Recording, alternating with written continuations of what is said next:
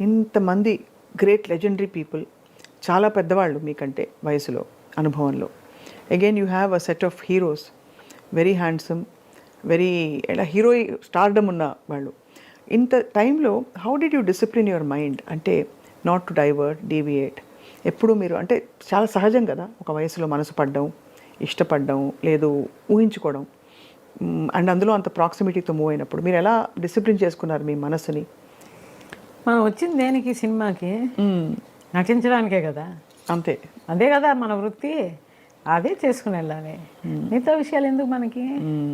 అవసరం లేదే. అంతేనా? పెద్దవాళ్ళు ఉన్నారు మనకి పెళ్లి చేయడానికి, మధ్యలో మనకేంటిది?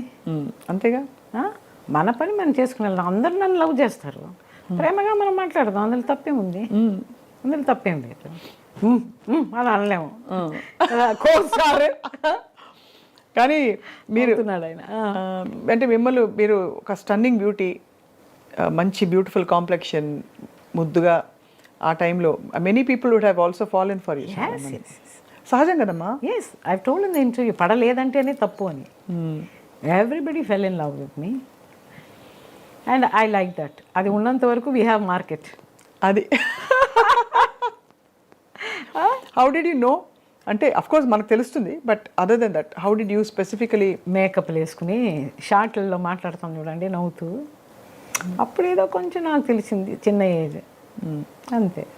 లాఫ్ అండ్ టాక్, దానివల్ల ఏం మనకు పోదు. అంతే. ఆ కాన్ఫిడెన్స్ ఆ టైంలో ఉండడం చాలా గొప్ప.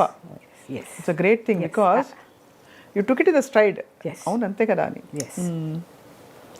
No deviations. డీవియేషన్ వస్తే మన వృత్తి పోద్ది, కాన్సన్ట్రేషన్ పోద్ది. అది కాదు అక్కడ మనం వెళ్ళింది దేనికి?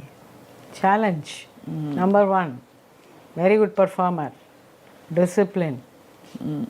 So that we have to prove, be a role model to others. ఒకవైపు మీరేమో చాలా strong willed, strong minded and fit అని భాషలు మాట్లాడతారు, ఆర్గనైజ్ చేసేస్తారు. ఇంకోవైపు పాత్రల్లో చాలా హెల్ప్లెస్గా, వల్నరబుల్గా అలా ఉండవలసిన పాత్రలు వస్తాయి. ఎంత యాక్ట్ చేయాలన్నా కూడా ఇది ఒక పరకాయ ప్రవేశమే అంటారా ఇంచుమించుగా ఆ క్యారెక్టర్స్లోకి? అంటే where you have to be helpless and weak and dependent, అలాంటి పాత్రలు, పర్ఫార్మెన్స్ ఓరియంటెడ్ పాత్రలు వచ్చినప్పుడు ఉంటాయి కదా, ఏడుపు పాత్రలు ఉండొచ్చు. అప్పుడు ఎలా చేసేవారు? గ్లిజరిన్ వాడేవారా? చిల్లర కొట్టు చిట్టమ్మ, అందులో సీరియస్నెస్ యవ్వనం కాటేసింది. It's a serious role. Muddabanthi Puvvu, that is also serious role. I have done multiple roles. కొన్ని గ్లిజరిన్ లేకుండానే వస్తాయి, కొన్ని బిగినింగ్ స్టేజ్లో I use to apply just little, అంతేగాని దాని తర్వాత మై ఐస్ గాట్ యూస్డ్. ఆ సీన్లో ఇన్వాల్వ్ అయినప్పుడు ఇట్ కమ్స్ ఆటోమేటిక్లీ. అవును. So that goes without saying. Obviously 200 పైన సినిమాలలో మీరు ఏ సినిమా మీకు ఇష్టం అండి అని అడిగితే అన్యాయం అది. బట్ మీరు అప్పుడప్పుడు మనం ఒక పాట మనం పాడేవాళ్ళం అయితే ఒక పాట పదే పదే వేసి వింటాం. అలా మీరు మళ్ళీ ప్లే చేసో యూట్యూబ్లోనో అక్కడ ఇక్కడ చూసే సినిమావా పాట? సినిమాలు ఎక్కువ యూట్యూబ్లో నేను చూడలేదు. పాటలు అయితే ఈ ఫోనుల్లో చాలా మంచి పాటలు ఉన్నాయి. అన్నీ బాలుగారి దగ్గర స్టేజ్లో చెప్పాను, 200 సినిమా పైన యాక్ట్ చేశాను, అన్నిట్లోనూ బాలసుబ్రహ్మణ్యం గారు పాడారంటే అవును, అన్ని సినిమాల్లోనే ఆవిడది నేను పాడాను అని చెప్పారు. అలాగా సోగ్గాడు, 7 కొండలవాడ, సావాసగాడు, కృష్ణ గారితో ఒక సాంగ్, హిట్ సాంగ్ అది. దెన్ రవివర్మకి చిల్లర కొట్టు చిట్టమ్మ, సువ్వి, కటకటాల రుద్రేలో ఈ ఎదురు గాలికి, కల్పన, దిక్కులు చూడకు రామయ్య మీరు పాడింది. అలా చాలా అన్ని పాటలు అరంలోనూ సరే, తమిళ్లోనూ సరే, తెలుగులోనూ సరే చాలా పాటలు నాకు హిట్ అయ్యాయి. When you see yourself, ఈ పాటలన్నీ నేను అప్పుడప్పుడు వింటూ ఉంటాను. When you see yourself on screen, ఇప్పుడు how do you feel? Very happy. ఏదో మనము చేస్తున్నాము, అప్పుడే కొన్ని అర్థాలే తెలియవు, కానీ నటించుంటాను. అది ఇప్పుడు చూస్తే పర్వాలేదు, అప్పుడే నేను అది ఊహించుకుని నటించానే కరెక్ట్గా అని ఇప్పుడు అనుకునేదాన్ని, అనుకుంటూ ఉన్నాను. బికాస్ అప్పుడున్న స్పీడ్లో ఆ టైంలో గ్రహించడం అయితే కరెక్ట్గా గ్రహించి కరెక్ట్గా నటించేశాను, అర్థం తెలుసో తెలియకుండానో. కానీ ఇప్పుడు అది చూస్తుంటే, ఫర్ ఎగ్జాంపుల్ అబ్బాయి గారు మొన్న టీవీలో చూస్తున్నప్పుడు నాకు కళ్ళంటి నీళ్ళు వచ్చింది. ఇంత బాగా మనతోటి చేపిచ్చారే ఈ క్యారెక్టర్. మనం చెయ్యనన్నాము, రామానాయుడు గారు ఫోన్లు చేశారు, మురళీమోహన్ గారు ఫోన్లు చేశారు, చెయ్యి ఈ క్యారెక్టర్ అని చెప్పి మనల్ని ఫోర్స్ చేసి చేపించారు. ఎంత వండర్ఫుల్ క్యారెక్టర్. అవన్నీ చూసినప్పుడు నాకు కళ్ళంట నీళ్ళు వచ్చింది.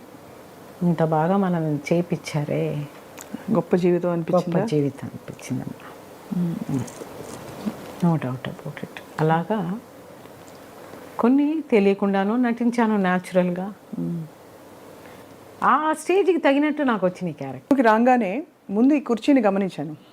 ఇది స్పెషల్ చైర్, బ్యూటిఫుల్గా ఈ షాల్ అది కప్ ఉందని. ఇది మీరే ఏర్పాటు చేసుకున్నారా? మీకు అంటే is it a special seat? దీనికి ఏమన్నా సిగ్నిఫికెన్స్ ఉందా అండి? అంటే పూజలు చేస్తున్నాను కాబట్టి ఎక్కువ ఐ ప్రిఫర్ దట్ ఆ సీట్ కొంచెం ఒక పవిత్రతని మెయింటైన్ చేస్తే బాగుంటుంది అనేది పెద్దలు చెప్పారు, నాకు అది అనిపించింది. సో అది అలా కంటిన్యూస్ సాధారణంగా చేసాము, అది పర్మనెంట్ అయిపోయింది అలాగే. అలాగే ఎప్పుడు మీరు నడుస్తూ ఉంటే, మీరు వస్తూ ఉంటే కూడా ఒక ఆరా మీలో కనిపిస్తూ ఉంటుంది. బహుశా ఆ పూజలు మీ జీవితంలోని ఎక్స్పీరియన్స్ అంతా కాచి వడబోసినట్టు వచ్చి ఉంటుంది మీకు అనిపిస్తోంది. మిమ్మల్ని యాక్చువల్లీ పలకరించేటప్పుడే రోహిణి గారు అని పలకరిద్దాం అనుకున్నాను. నాకు చాలా ఇష్టం రోహిణి గారు అంటేనా? చంద్రుడు గారి ప్రియరాలు రోహిణి గారు. రోహిణి గారు, రోహిణి నక్షత్రం. సో అందుకని నా క్లాస్మేట్స్ చాలా క్లోజ్గా ఉన్నవాళ్ళు రోహిణమ్మ రోహిణమ్మ అని మాట్లాడతారు, పిలుస్తారు. మీరు అంత పెద్ద పేరు అసలు మీకు ఎలా వచ్చింది? అమ్మ నాన్నగారు పెట్టిన పేరేనా? అంటే అంత 4 పేర్లు కలిసిన ఒక పొడవాటి పేరు.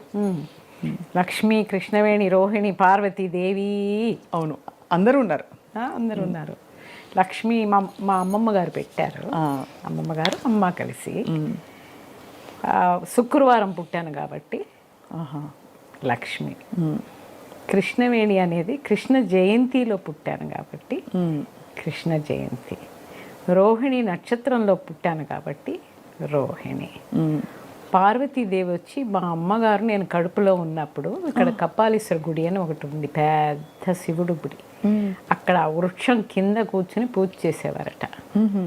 సో ఆవిడ ఒక బ్లెస్సింగ్స్లో నేను పుట్టానని చెప్పేసి లాస్ట్లో పార్వతీదేవి.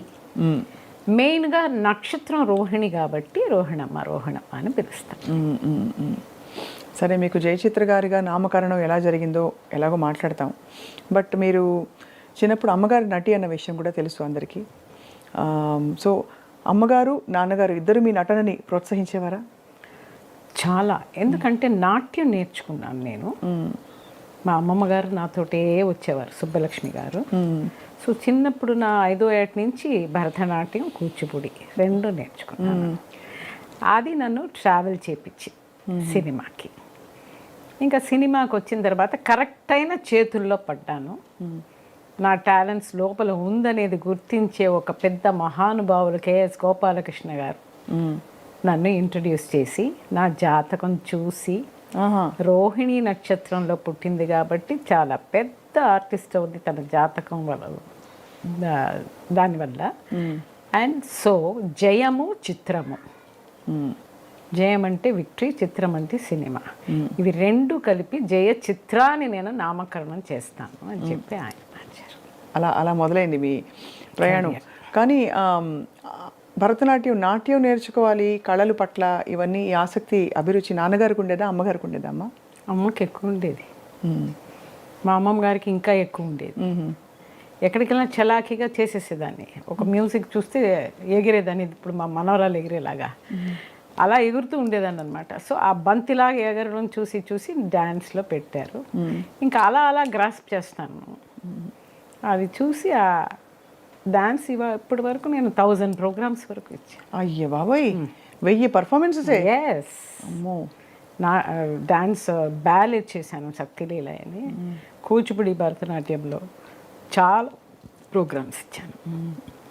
కూచిపూడి వెంపటి వారి శిష్యురాలా మీరు? అంటే చెన్నైలో మద్రాసులో ఉన్న వాళ్ళందరూ వారి దగ్గర నేర్చుకున్నారు. వెంపటి గారి దగ్గర కొంచెం నేర్చుకున్నాను. తర్వాత నాట్యాచార్య ఎంఎస్ శైవ గారు అని చెప్పేసి ఆయన దగ్గర అరంగేట్రం చేశాను.